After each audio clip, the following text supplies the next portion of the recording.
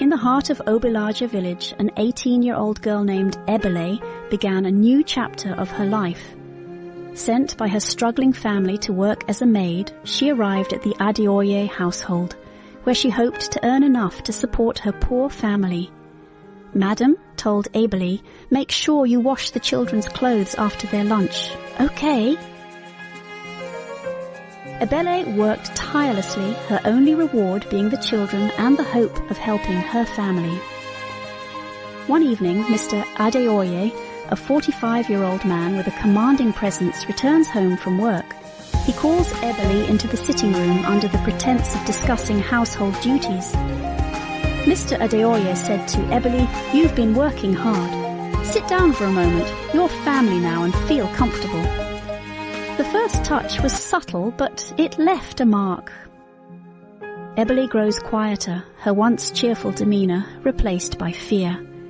Mr. Adeoye's advances had turned into acts Ebele couldn't escape, yet she dared not speak.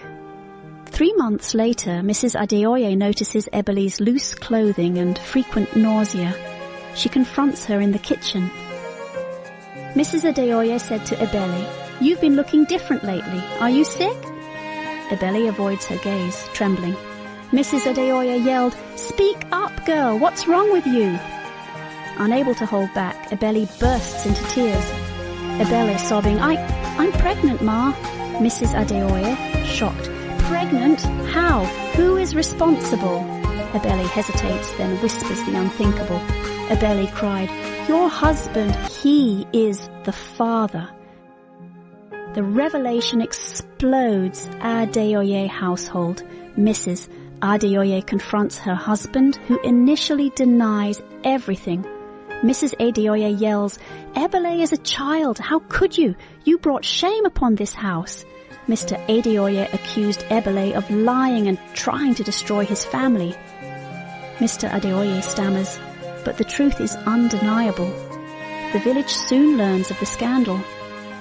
Ebele is taken in by a women's advocacy group in the village, where she receives medical care and emotional support. Mrs. Adeoye's world shatters. 6 months later, Ebele gives birth to a baby boy. She names him Chukwuma, meaning God knows.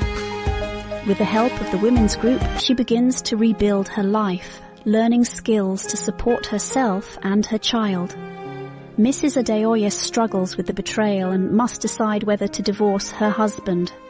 Ebele faces threats from Mr. Adeoye as she seeks justice and protection for her unborn child. The village becomes divided, and you can't wait for what happens next. Do not forget to like, share and subscribe.